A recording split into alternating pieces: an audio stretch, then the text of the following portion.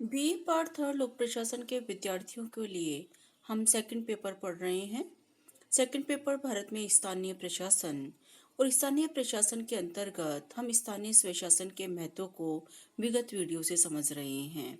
हम स्थानीय प्रशासन में स्थानीय प्रशासन की अवधारणा के महत्वपूर्ण बिंदुओं को पहले ही समझ चुके हैं और स्थानीय स्वशासन के महत्व के भी हम कुछ बिंदुओं को पिछले व्याख्यान में समझ चुके हैं। इन बिंदुओं के उपरांत इस विषय को आगे बढ़ाते हुए, इस टॉपिक को आगे बढ़ाते हुए आज हम स्थानीय प्रशासन के महत्व से संबंधित अन्य बिंदुओं को समझ रहे हैं, जिनमें एक महत्वपूर्ण बिंदु है कि स्थानीय स्वशासन विकास में सहायक है। स्थानीय स्वशासन संस्थाओं के कारण देश का विकास तेज गति से होता है।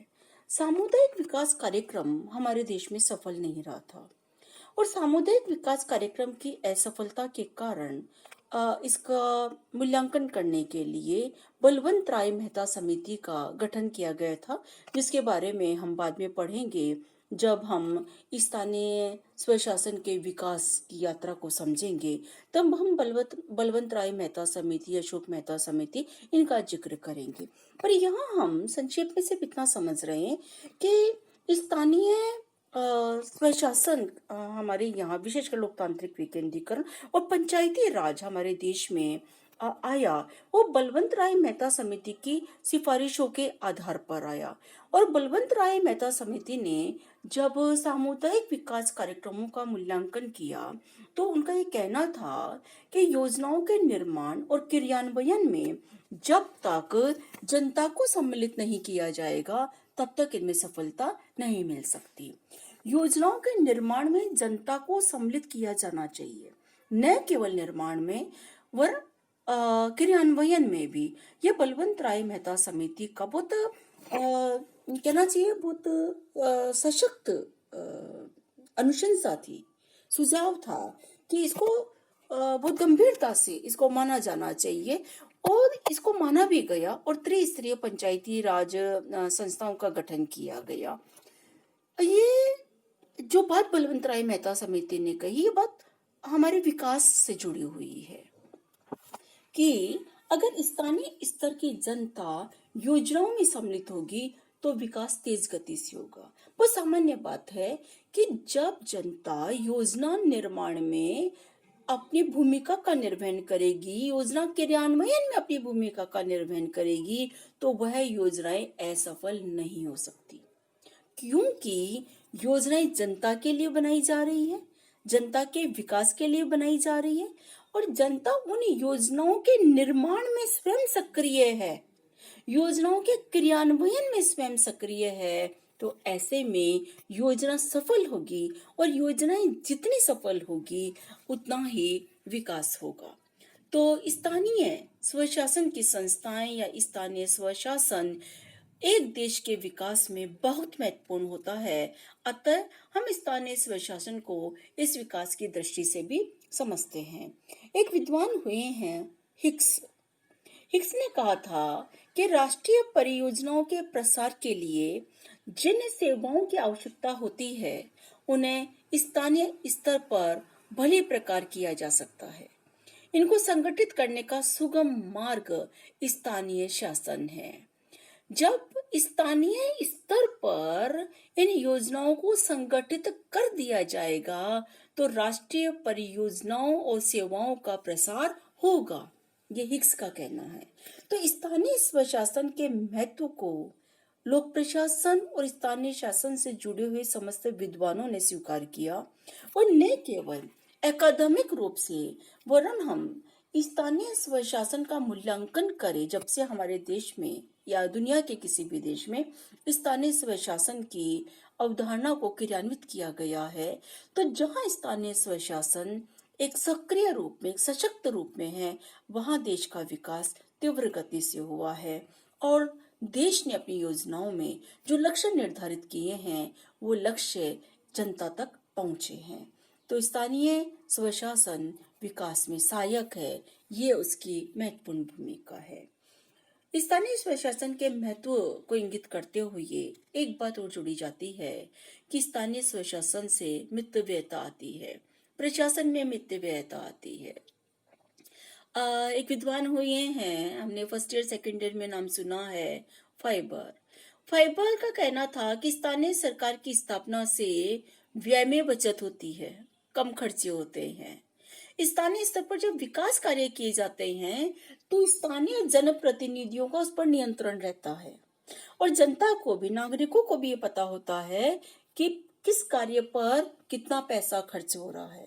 अगर कहीं भवन निर्माण हो रहा है तो जनता को पता होता है कि इस भवन में कितना पैसा खर्च हो रहा है, और अगर ये नहीं पता तो अपने प्रतिनिधियों से पूछ सकते हैं, पंच से पूछ सकते हैं, सरपंच से पूछ सकते हैं, नगर में पार्षद से पूछ सकते हैं, और उनकी जवाबदेहिता है कि वो बताए नागरिकों को कि कितना पैसा खर्च हो रहा है। इससे व्यय पर नियंत्रण रहता है, क्योंकि स्थानीय प्रतिनिधि जनता के अधिक संपर्क में रहते हैं। या इस बात को यूं कह दीजिए कि जनता का अपने स्थानीय प्रतिनिधियों तक पहुंच बहुत आसान होती है, सरल होता है। तो ऐसी स्थिति में स्थानीय प्रतिनिधि इस बात पर नियंत्रण रखते हैं कि योजनाओं पर कम खर्च हो, पैसे का अपव्यय नहीं हो, दुरुपयोग नहीं हो पैसे का। और ये जो नियंत्रण है स्थानीय स्वशासन का, इससे प्रशासन में मितव्ययता आती है। मितव्ययता, कम खर्च होता है, पैसा बचता है, इससे हमारे राजस्व को लाभ होता है। अगली बात हम पढ़ेंगे कि स्थानीय स्वशासन से व्यापक दृष्टिकोण का विकास होता है। व्यापक दृष्टिकोण, देखिए, हम जब बात करते हैं स्थानीय स्वशासन की अवधारणा की, जैसे हमने पेपर को पढ़ना शुरू किया था तो हमने कहा था कि स्थानीय प्रशासन की आवश्यकता क्यों है, स्थानीय स्वशासन की आवश्यकता क्यों है।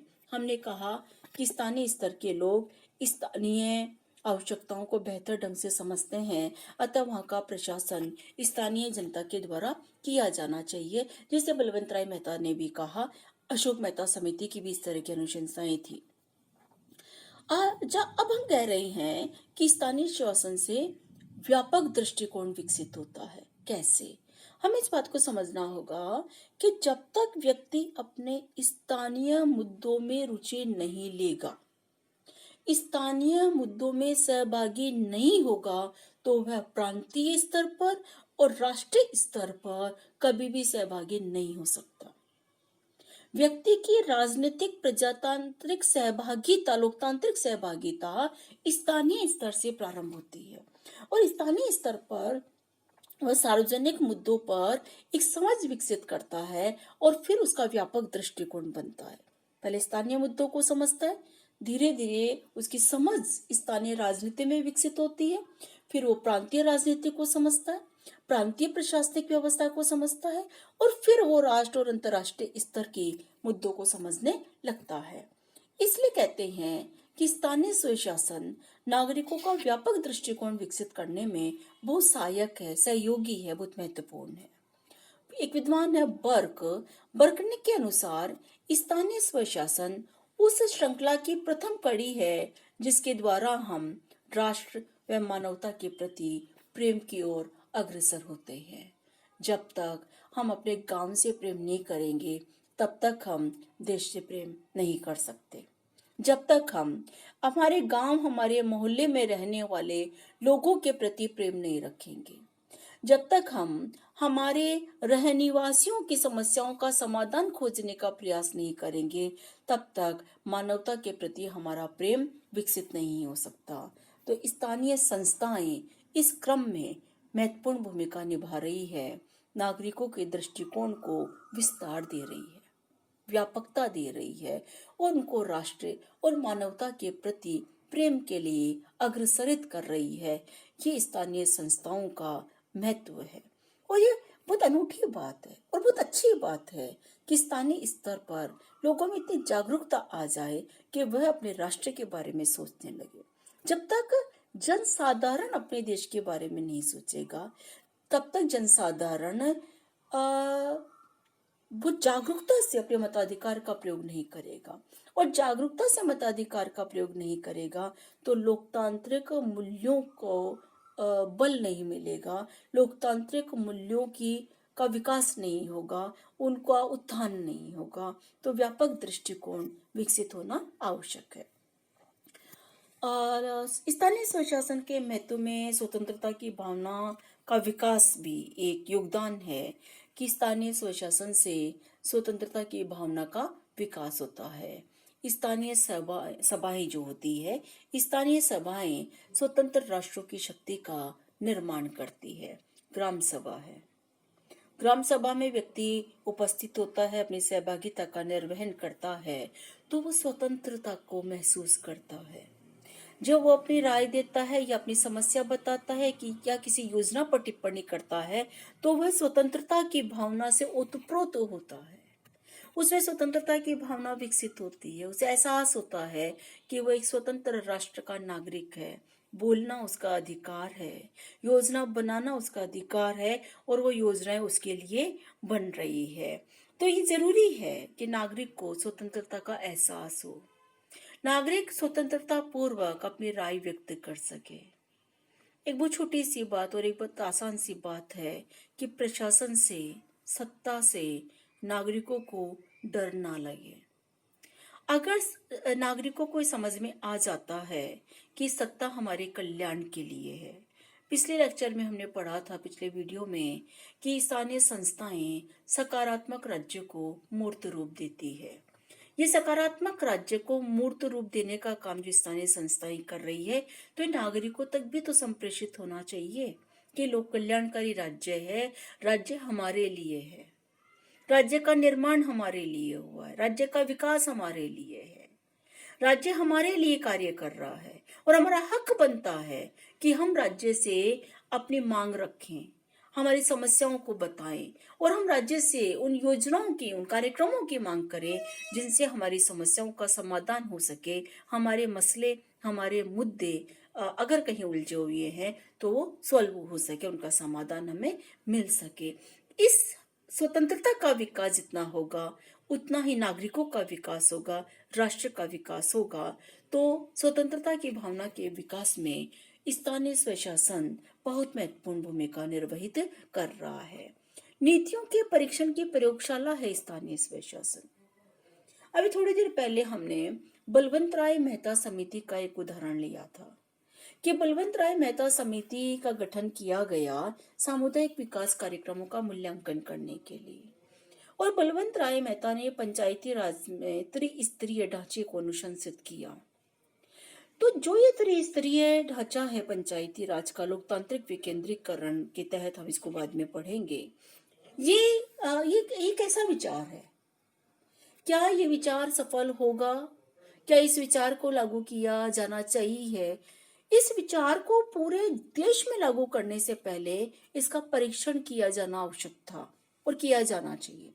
किसी भी नए विचार को अगर सरकार देश में लागू करना चाहती है तो उसको हम पायलट प्रोजेक्ट कहते हैं, कि छोटे स्तर पर पहले उसको लागू करके देखें कि इस विचार से लोग सामंजस्य स्थापित कर पा रहे हैं या नहीं कर पा रहे, इस विचार से जनता को लाभ प्राप्त हो रहा है या नहीं हो रहा है।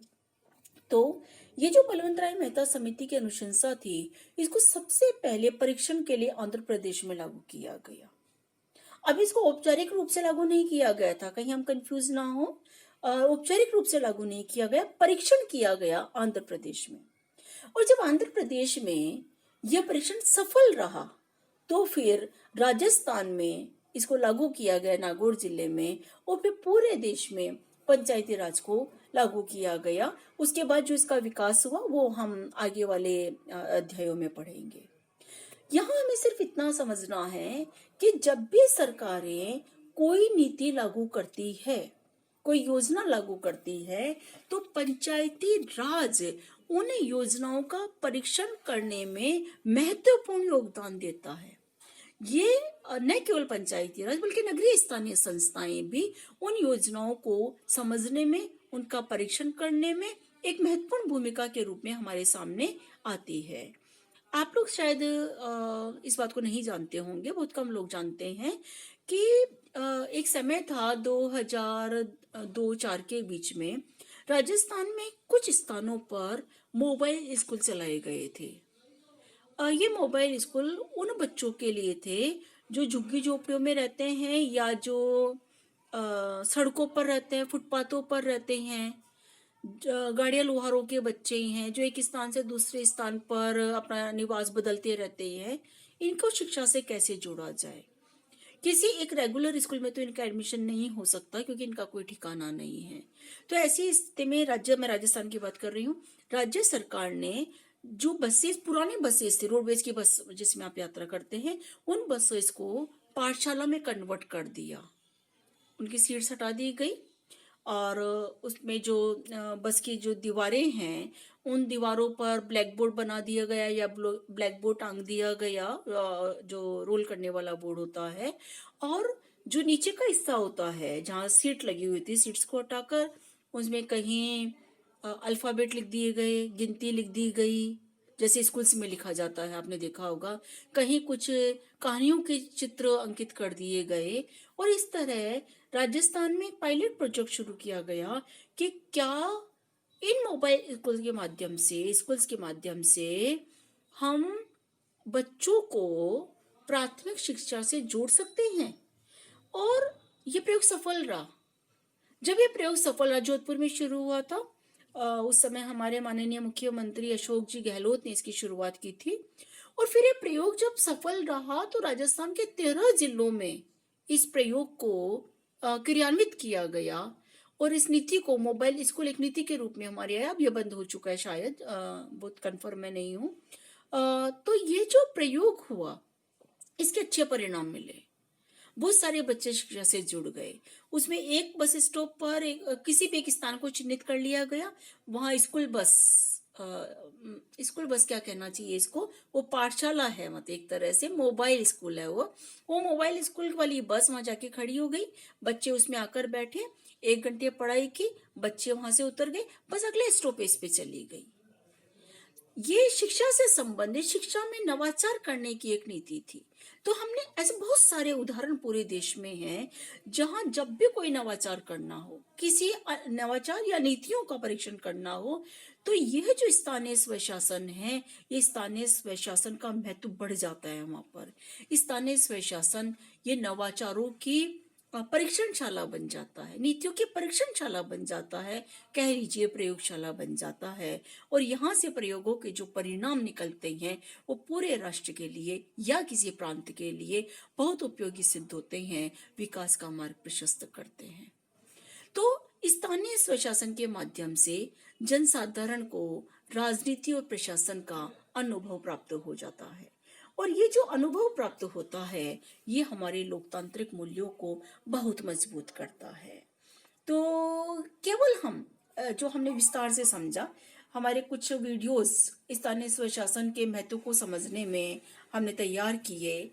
स्थानीय स्वशासन के महत्व को हमने इतना फोकस इसलिए किया कि जब हम स्थानीय स्वशासन की अवधारणा के साथ इसकी प्रकृति, जो हमने लक्षण पढ़े, उस लक्षण मतलब प्रकृति के साथ जब हम स्थानीय स्वशासन के महत्व को इस विस्तार से समझ लेते हैं, तो स्थानीय स्वशासन के आगे के बिंदु समझना हमारे लिए सरल हो जाता है।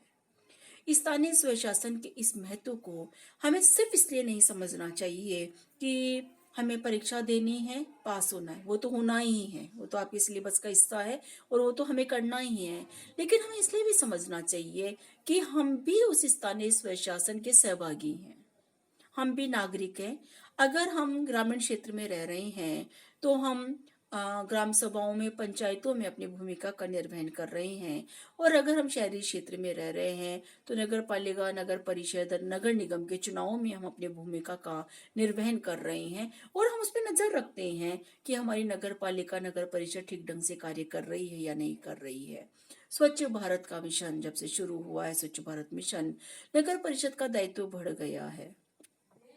और हम अपने शहर में भी एक नजर डालें तो हम देखते हैं कि हमारे शहर में भी स्मार्ट डस्टबिन लग गए हैं।